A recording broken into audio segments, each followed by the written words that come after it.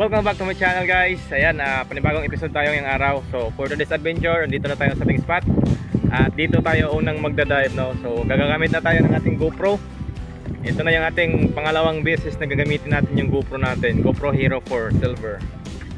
So ayan, yung spot natin na pinuntahan, ito yung pinanaan namin ni bro nung nakahuli ako ng talakitok at saka may buras o suno or baghak. So ito yung spot na yun mga bro, Banlot Beach.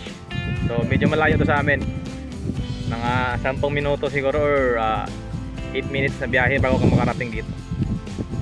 So medyo may kalabuan yung dagat sa ngayon.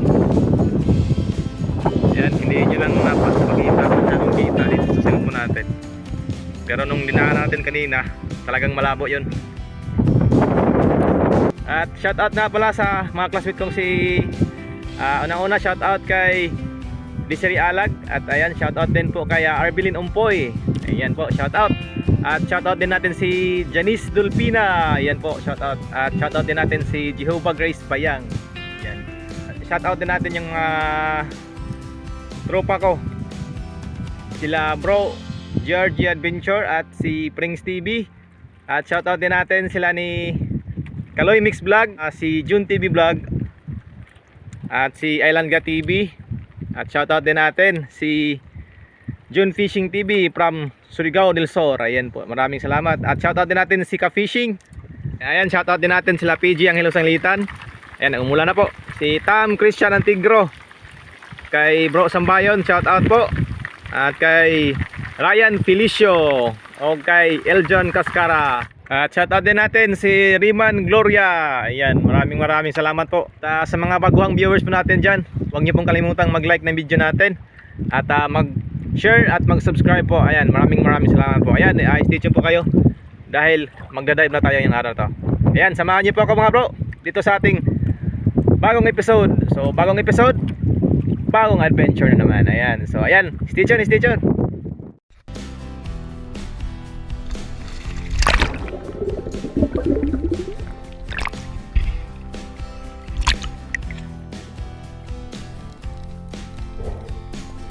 Alright mga parechong, ayan, first drop natin.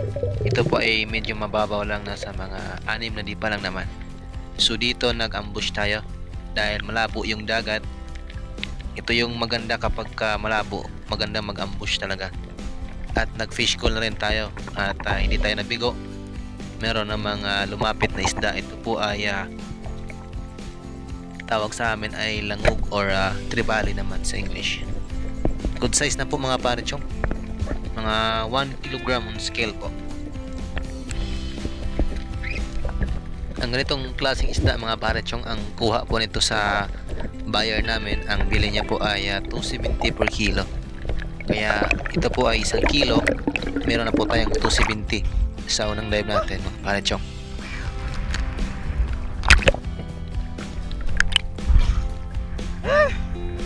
First tribali in this dive. Langog. Good size na langog guys. Yan o.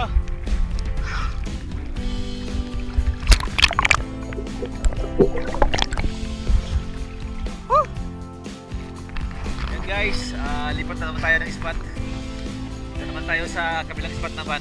At hindi naman tayo na zero dito sa unang spot natin. Nakahuli tayo nitong isang tribali. Ayan o, good size, around 1 kilo siguro, 1 kilogram. Goods na to, goods. Doon naman tayo sa kabilang spot naman dahil grabing labo na dito sa spot na to. Lubog kayong dagat guys, grabing kalubog. Yan, station.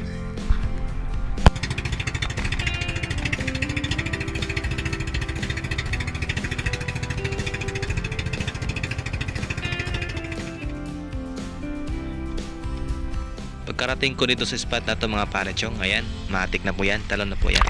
At pagkatapos ko namang mailod tong rubber natin, ay pahinga muna tayo saglit bago mag-live mga parechong. Malabo pa rin yung visibility dito mga parechong, kaya ayan, tiis-tiis na lang muna tayo. Pagkatapos nating magpahinga mga parechong ay ayan, dive na po tayo dito sa Pangantuhan or bangin mga parechong. Ito po ay medyo malalim. Nasa mga 13 meters po yung lalim nito mga parechong, or nasa mga 10 dipa or siyam na dipa ang lalim.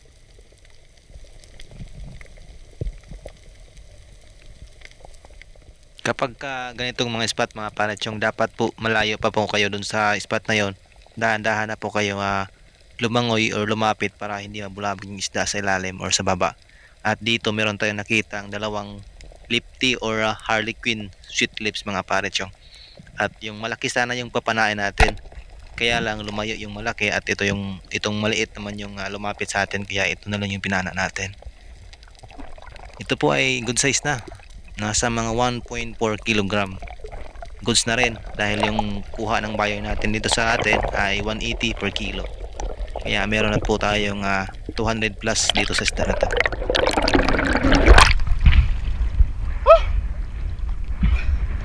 Ay, lipti. Lipti guys. Ayan oh, sobrang laki. Mas malaki sana yung isa. Kaso, lumayo. Ito yung malapit sa atin, kaya ito na lang yung pinana natin. Lipti mga bro. Lipti. Dako tanang usa, galing kay nagpalayo man ng dako, kani may inidool. Di kanil nato gipana. Good size oh, good size. At dahil malapit lang ako sa bangka mga parechong, ayan, karga na natin to. At baka magawan pa tayo ng pating.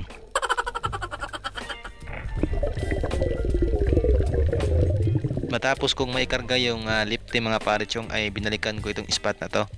At nagbabasakali ako dito na andyan pa yung kanyang kasamahan. Kaya lang sa dive na to hindi natin nakita yung kasama niya. Kaya umahon na lang tayo mga parechong at naghanap ng ibang target natin.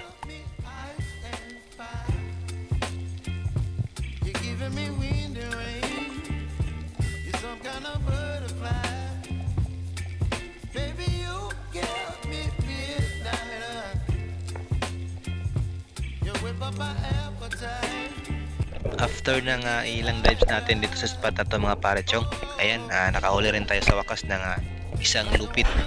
Good size na to pang ulam mga parechong. At sa may di kalayuan, meron tayong nakitang taklobo. Ayan po mga parechong. Hindi po natin yan kinuha dahil alam po nating bawal yan. Ayan mga bro, lumipat na naman tayo ng spot. So yung nahuli natin dun sa huling spot natin ay 2 piraso lang, isang lupit at saka isang lipty. Ayan, good size na lipty, mga 1 kilo hin. So andito tayo sa ating pangatlong spot.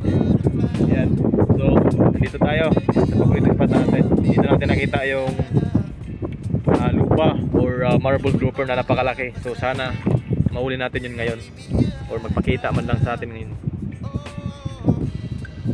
Meron na namang sumasagot doon, no? Tapos malakas yung amihan. Biglang lumakas na naman yung amihan guys. Kaya sobrang delikado talaga sa mga mangingisda, kababayan nating mangingisda, kapag yung bangka maliit at saka kargado. Kaya yan, ingat-ingat po tayo sa laut natin. Yan po sa mga kapwa ko iskero dyan at saka ibang mangingisda dyan. Ingat-ingat po kayo. So tara na guys, mag-dive na tayo dito sa ating spot.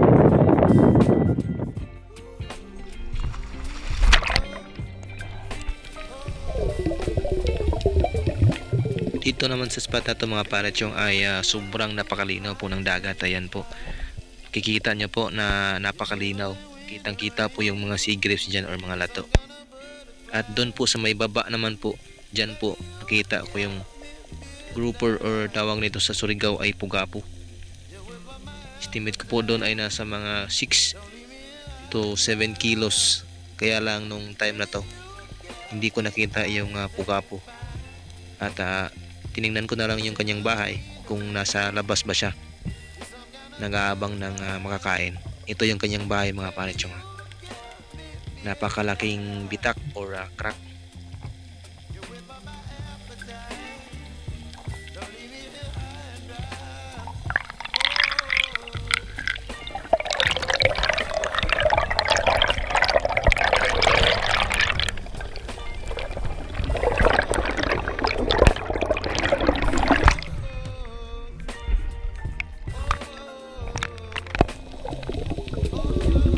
Dito naman sa next na dive natin mga parachong ay ayan, pinatulan ko na lang itong danggit. Good size naman pang ulam. Yung pang ulam kasi natin ay isa pa lang yung lupit, kaya pinana ko na lang din to.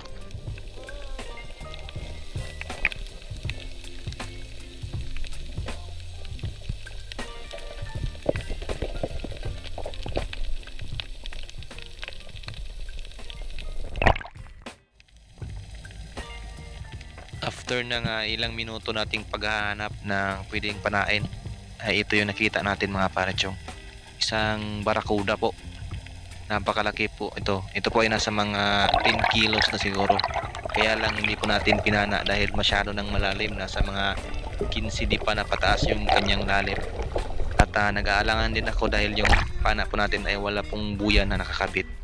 Kaya kapag pinana natin yung, kung hindi natin ma-stone shot, may tendency pa po na maghihilaan kami sa lalim, kaya medyo delikado talaga.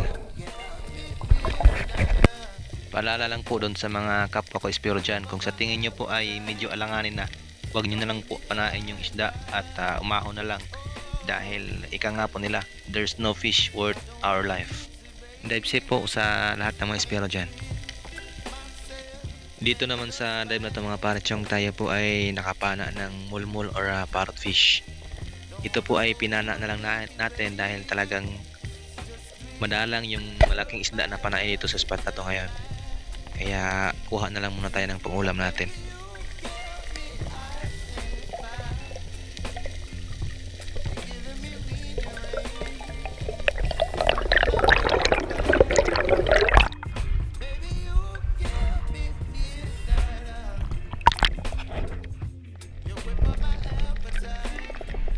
Beware po sa lahat ng mga maliligo ng dagat. Kapag meron pa kayong nakitang ganito, huwag nyo pong tangkain na hawakan or tadyakan ng inyong pong paa, dahil ito po ay masyadong makati kapag ito po ay nadikit sa iyong balat po.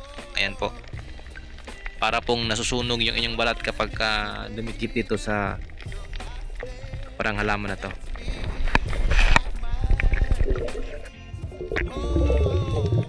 Ayan mga parachong, pati saang hindi na rin natin pinalampas. Sakto na to pang dagdag sa ulam. Pati ayan, meron na tayong sea grapes or lato.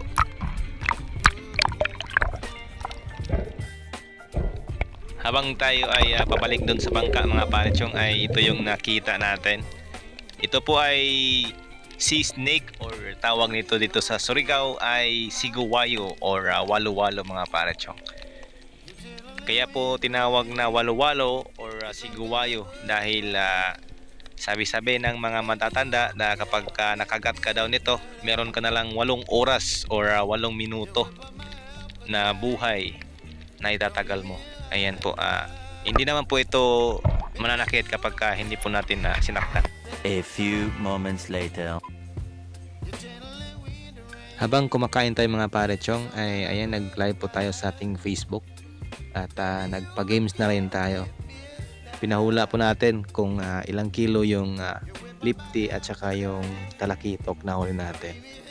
At the same time, syempre doon sa mga nananalo, meron na ring pa-premyo, pa-Gcash po natin.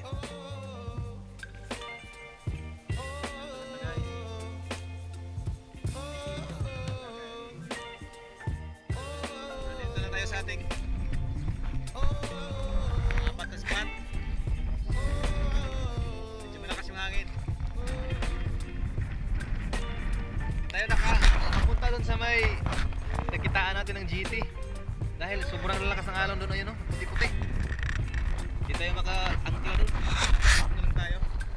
Subukan natin yung spot na kung merong GT dito.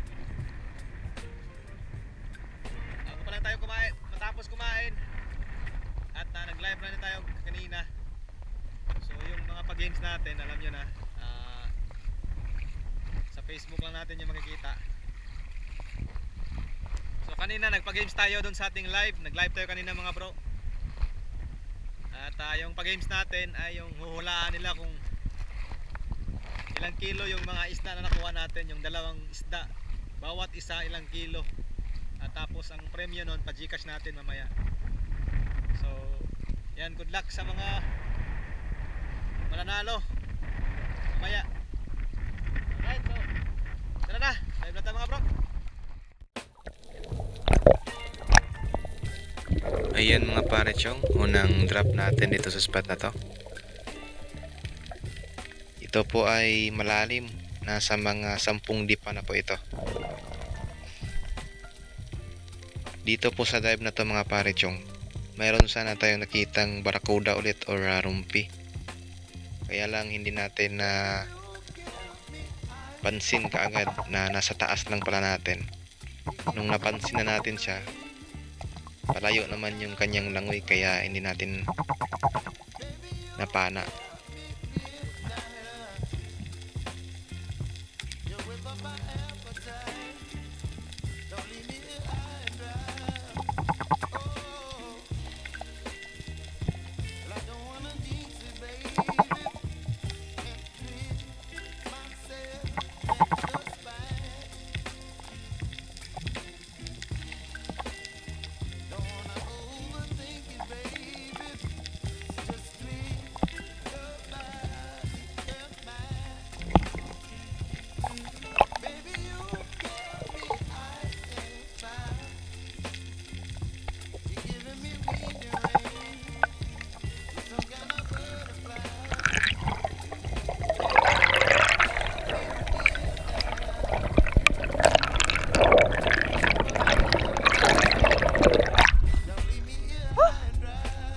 Ay, narumpi.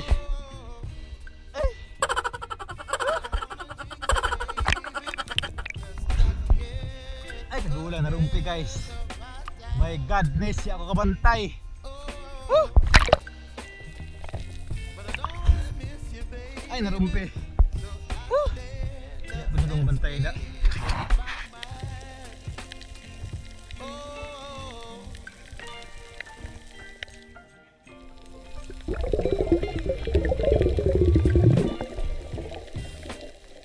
At ayan mga pare chok, another dive naman dito sa malalim na part na naman.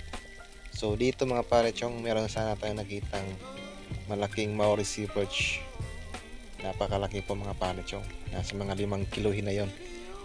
At nung sinundan naman natin yung Maori sea perch, ito po ay lumangoy naman pailalim. Kaya sinundan natin. Nung pagsunod naman natin sa kanya, iba yung sumalubong sa atin, isdang ilak or brown chub or tawag sa Surigao ay lupak. Kaya lang nung pagpana naman natin sa lupak ay hindi nakatagos yung ating shop. Kaya ito po ay nakawala mga pare chong.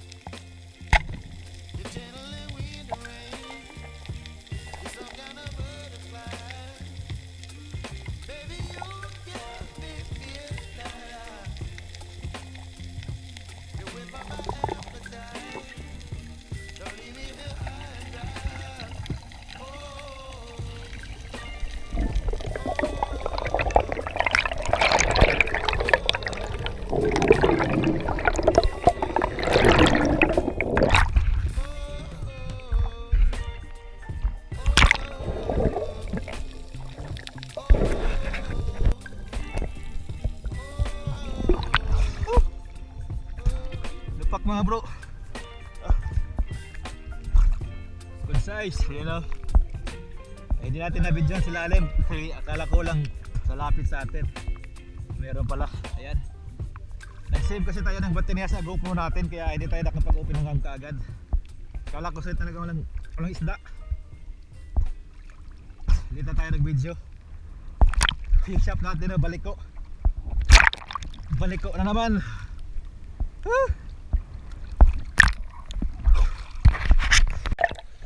Ayan mga bro, ito lang yung mga nahuli natin dito sa panghuling spot. Dahil hapon na po, kailangan na po natin umuwi para hindi tayo gabihin dun sa daungan ng pangka.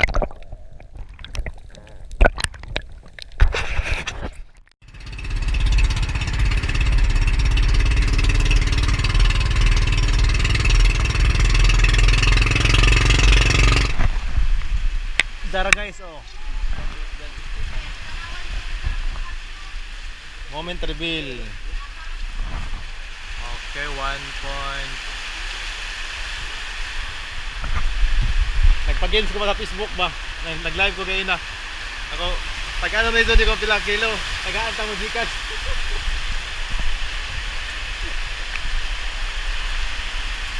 Tagpa games.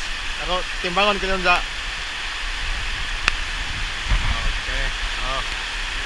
Sa kilo.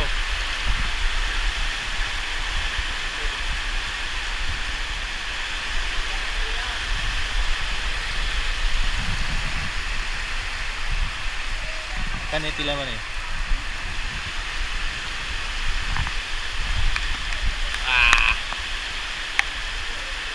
Lah. 1 point. Tama na. Okay.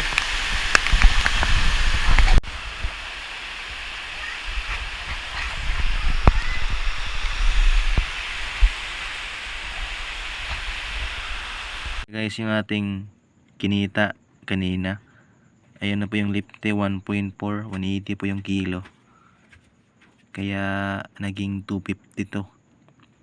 Yung lupak naman natin ay 1.7, 200 per kilo po, naging 340.